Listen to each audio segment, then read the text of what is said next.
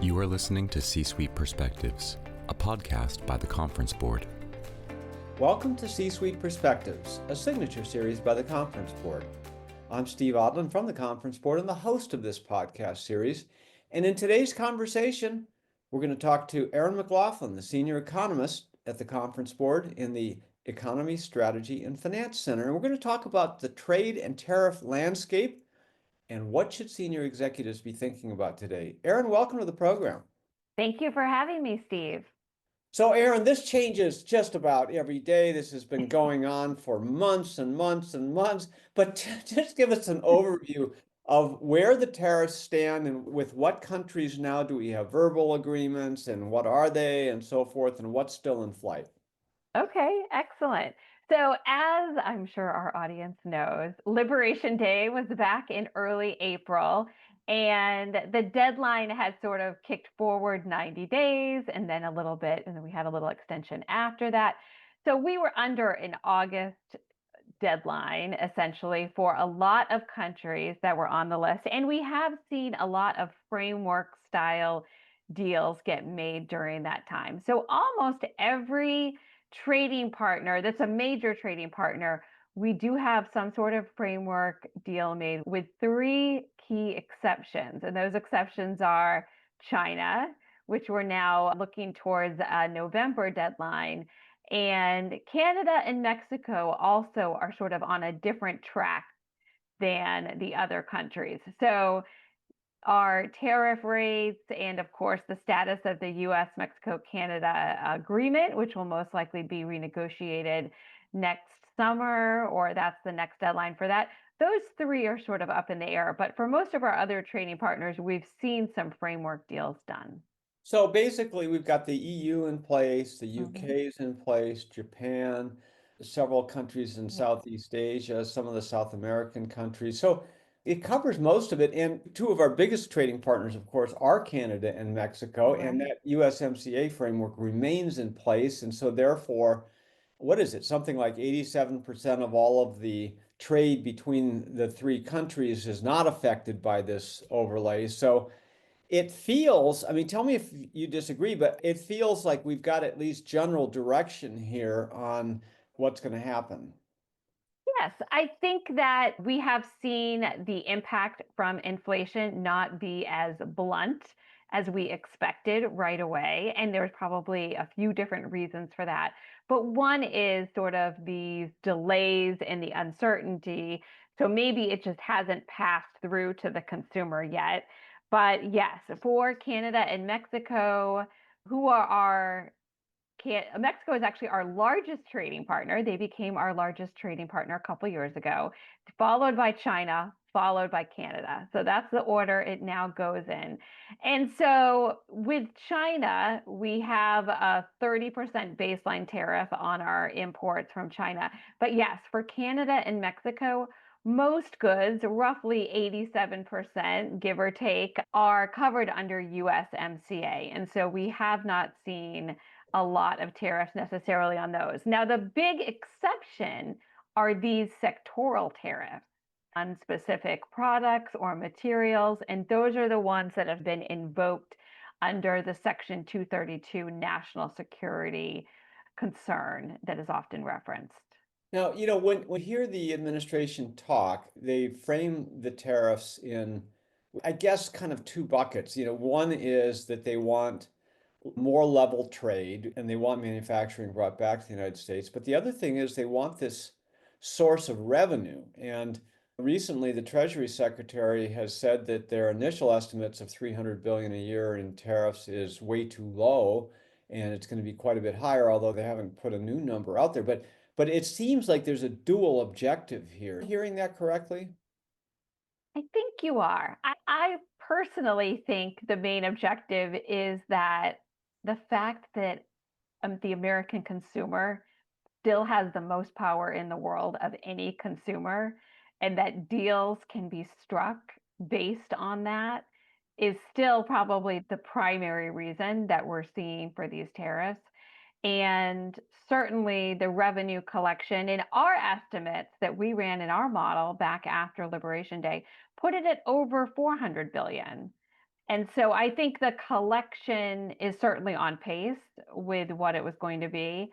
Now, there's just not a significant amount of money to offset the federal deficit in our federal spending. So we don't want to make it sound like this revenue that's coming from these tariffs is somehow going to sort of cure some of our federal budget issues. It will not. Well, Um, I mean, yes, but just, but I mean, 400 billion is a lot of money. If it is. there's a $2 trillion, roughly round numbers, $2 trillion deficit annually on a $5 trillion spend. They're talking about making about $1 trillion worth of cuts. This would be, if it's 400 billion in tariff revenue, that helps get really close to a more sustainable level of annual deficit. This is true. Yes. And our model may take into consideration some consumer dynamics. And I think that's really what we have to pay attention to is, do these tariffs make consumers not want to spend, or are there certain categories such as steel and aluminum when it comes to appliances or automobiles? I think it will be interesting to see over the next few quarters if we see a reduction in consumer spending because of the tariffs. And my guess is that some of it will be because of some of these really high sectoral tariffs. Yeah. Now let's talk about those sectoral tariffs. You mentioned steel and aluminum. There's also copper, and they call these so-called umbrella of fentanyl tariffs. It's not tariffs on fentanyl, but Right. it's tariffs around the illegal import of fentanyl. But why did they choose these specific sectors? They're obviously raw materials or inputs into manufacturing. Well, these sectors were chosen in large part to encourage the re-domestication of the markets for these materials. And certainly, and Steve, as you know, I co-authored a critical minerals series recently with my colleague Alex. And so we know that we do have a lot of these critical minerals and rare earths in the US, under the US, in our underground, but it does take years to get them. And we do not have the kinds of mining and manufacturing of critical minerals compared to China and many other countries. But I do think that the tariffs on these are to encourage sort of the exploration and the investment that it will take to get these critical minerals in our domestic sphere. And there is a national security issue related to having access to some of these critical minerals and materials. Yeah, so a lot of reasons around this, the strategy of tariffs, which is unusual in the modern era. I mean, we haven't seen this since the 30s. Now, you mentioned that we haven't seen a lot of inflation yet from this, and it is interesting when the Conference Board surveys its members as to how they're handling it. Most of them have not yet passed it through to the consumers. They're either pushing it back up through the supply chain or trying to have their suppliers eat the cost. They themselves, the manufacturers themselves, are eating some of the costs, lowering their margin. But that can't go on forever. So at some point here, it feels like they're going to start passing this through, in which case it's going to hit inflation. And we are forecasting that, right? We are. Yes, absolutely. The other reason, I think one of the major reasons it hasn't been passed on is because so many retailers have pulled their inventory forward. And that actually impacts the GDP calculation and can sort of muddle the economic data that comes out. Different sort of freight estimates. And when we look at cargo that's come into the different ports, and how the deadlines for these tariffs have moved, we've seen that importers into the US took in a great deal of goods ahead of the original April deadline, and then subsequently as these deadlines have pushed. In fact, July was the busiest month ever for the Port of Los Angeles on record.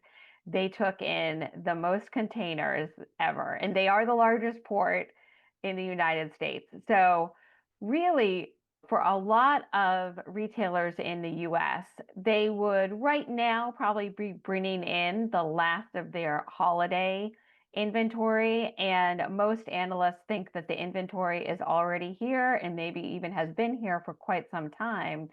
And that there might be the ability for very little impact to be seen by consumers through the end of the year if the inventory is already on hand. Well, and this also is supported by the data on the cost of containers. And since July, the cost of containers have come down, meaning they're more plentiful, meaning that the shipments are not as plentiful post July. But most of the holiday sales items need to be here Right. by midsummer. That's just normal timing. But it is true that the supply chains have front end loaded the lower cost goods. You saw that pre-April implementation of the tariffs. So then the question is, now what? Because you can't, as you said, you can't just turn on this manufacturing. It takes years, and depending on what we're talking about, if you're talking about chips, it can take almost a decade. If you're talking about mines, it can take a decade to get the manufacturing or get the production back in the United States. So this is a long-term process. So therefore, the conference board is projecting that inflation should rise. Talk about the forecasts on that. Yeah. We are forecasting that inflation will rise, particularly in Q4 and then through the first half of next year, potentially slowing our economy by almost a percentage point in GDP. We're not calling for a recession, but we are seeing that inflation could go above 3% in those quarters, in a few quarters out. And so it will be really interesting to see. I think when you think of trade and what's coming in, we've sort of talked about that holiday inventory. I think where consumers are going to start to see it are with those sectors that we've already talked about. We're seeing it already with appliances and things related to stainless steel metals and somewhat with automobiles. But I think we're also going to see it more immediately with some of these random things like coffee and chocolate that sort of are unique to certain countries, right? We get a third of our coffee beans from Brazil. We get quite a bit of our chocolate from Europe and Switzerland. And so there may be some sort of commodity level impacts that we'll see between now and the end of the year. Yeah, now that then puts pressure on the Fed because the Fed is looking at these numbers and saying, okay, if there's going to be an increase in inflation here towards the end of 2025 and into 2026, it makes it harder for them to cut the discount rate. Right. And the conference board is projecting only one rate cut here in December towards the end of this year.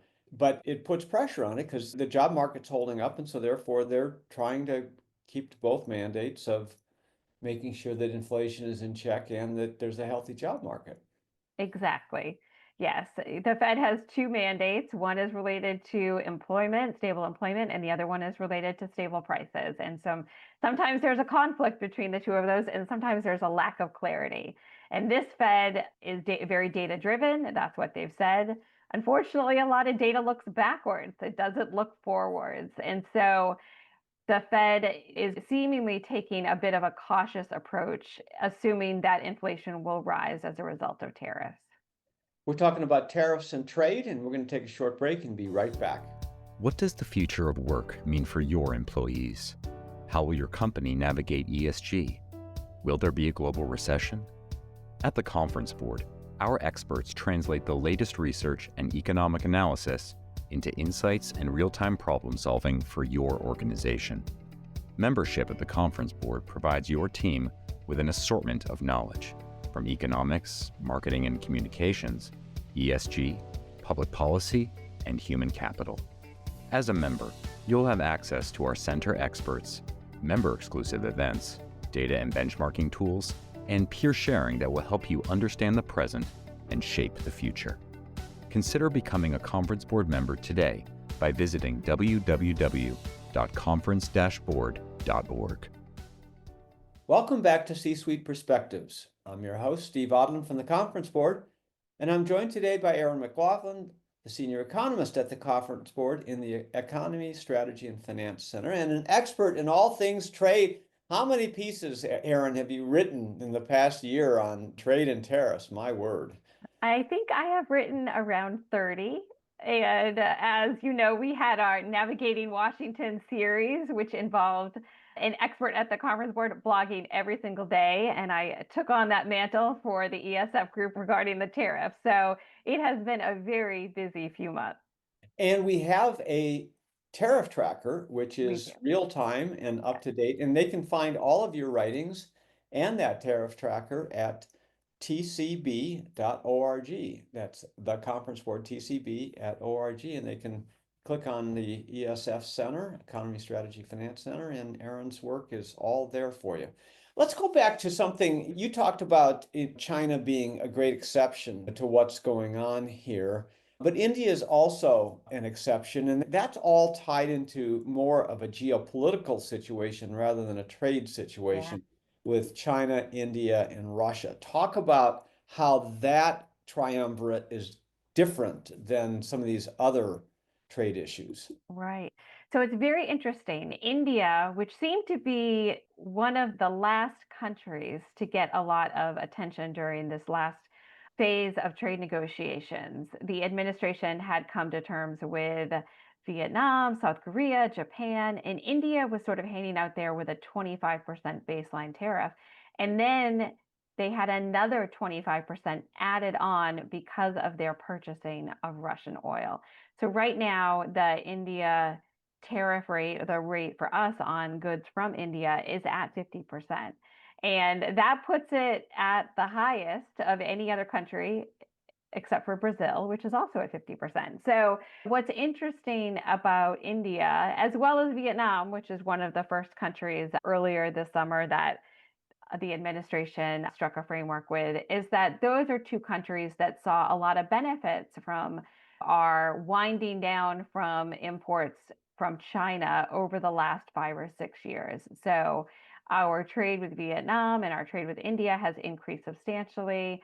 And, we do get different things from those countries. India, for example, a large percentage of our ingredients related to generic pharmaceuticals comes from India. So my understanding is that they still want to negotiate and are in negotiations, but that tariff is at 50%.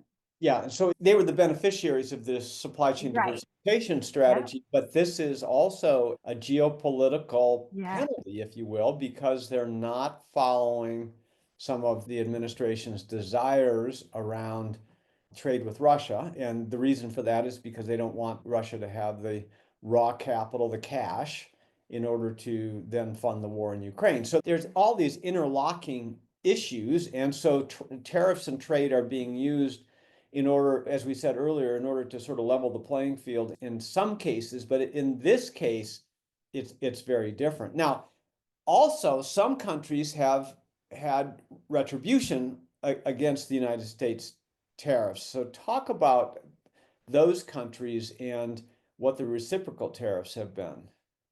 It's interesting. There were many threats of reciprocal tariffs earlier this spring, and when a lot of these tariffs were first announced or were first really in the news. But we have not seen a lot of reciprocal tariffs come into place, maybe with the exception of Canada. And again, it's on goods that are not related to the US Mexico Canada trade agreement.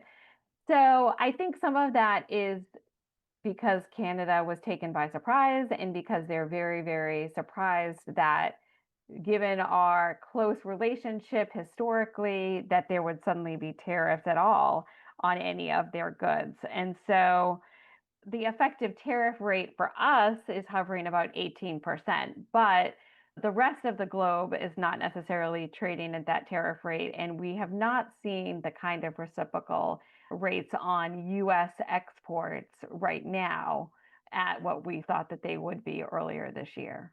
So let me make sure I understand that. So historically, the US tariff rate just averaged across Yeah. things. It had been about 2.5%. You're Yes, saying yes. now, effectively, at this moment, with everything still shifting, it's at 18. So that's really, really big, really different than our trade stance before. Yeah. But part of the reason is that other countries' tariffs on the US were quite a bit higher than the 2.5%, right?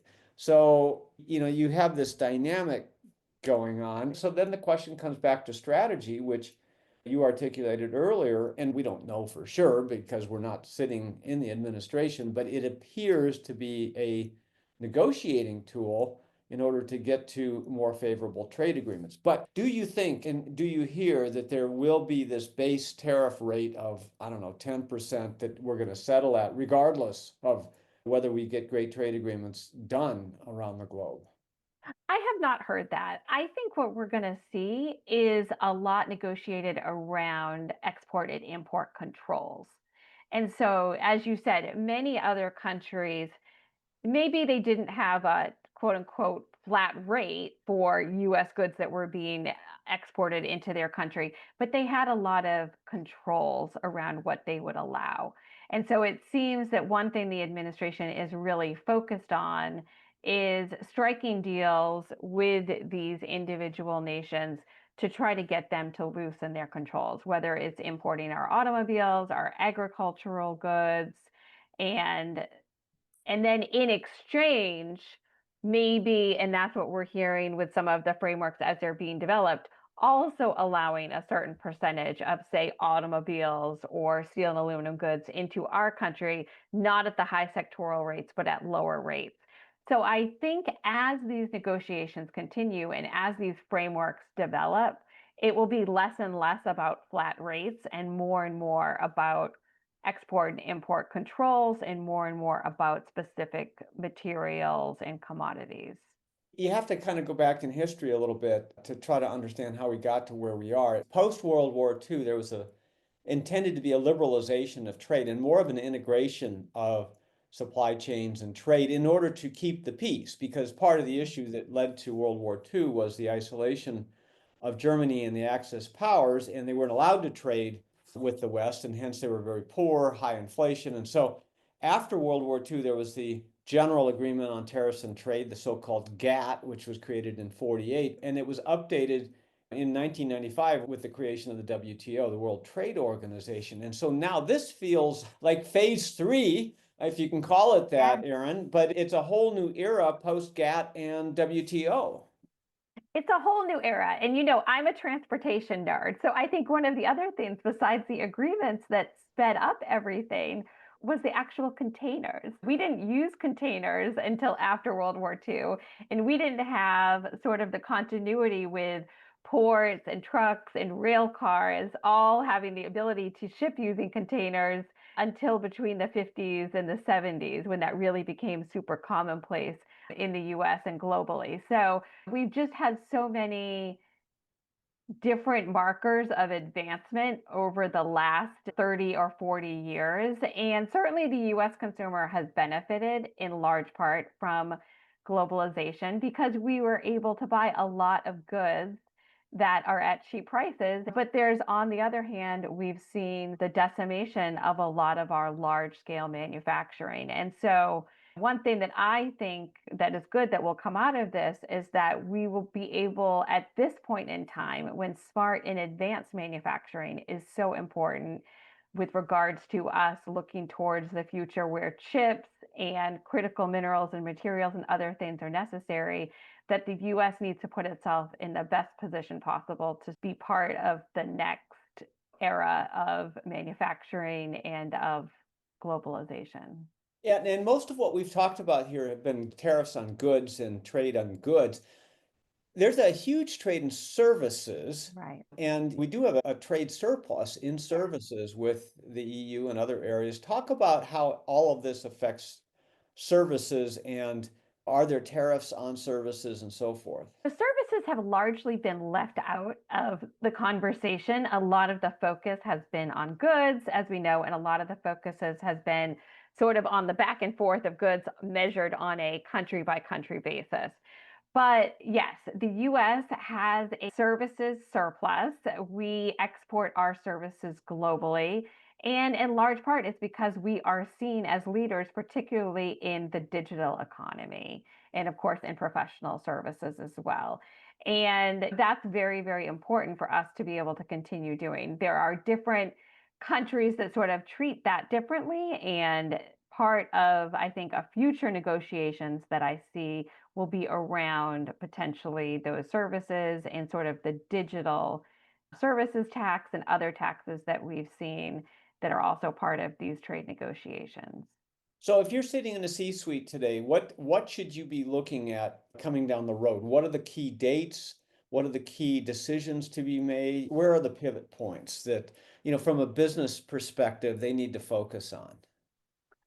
Well, I think if you're in the C suite, It really depends on the industry and the business that you're in, obviously. So there are going to be, if you're in the goods business, you're in the retail consumer business, that's one thing. If you're in a services business or a digital business, that's certainly different. But I think there's a couple of things, if I put myself in that position, and as we advise our members on these things, one is, which is very micro, is to really take a hard look at your supply chain.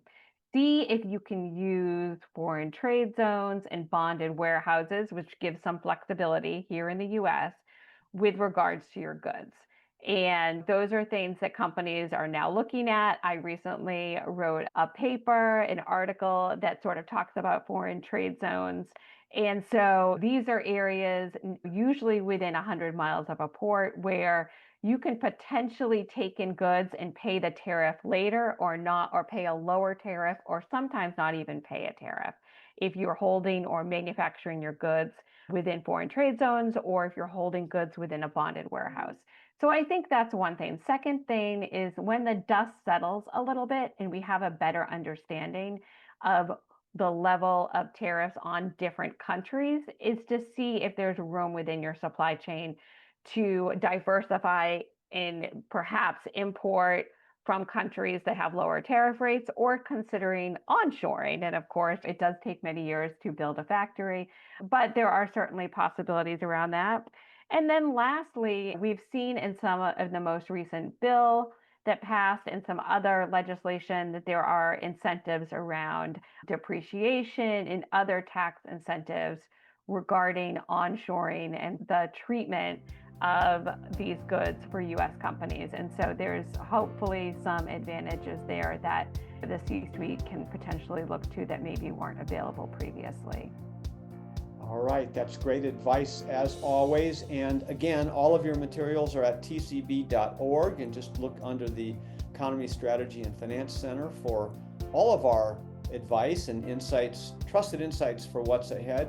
Erin McLaughlin, thanks for being with us today and sharing all of your insights on tariffs and trade. Thank you, Steve. And thanks to all of you for listening to C-Suite Perspectives. I'm Steve Odland, and this series has been brought to you by the Conference Board. You have been listening to C-Suite Perspectives, a podcast by the Conference Board.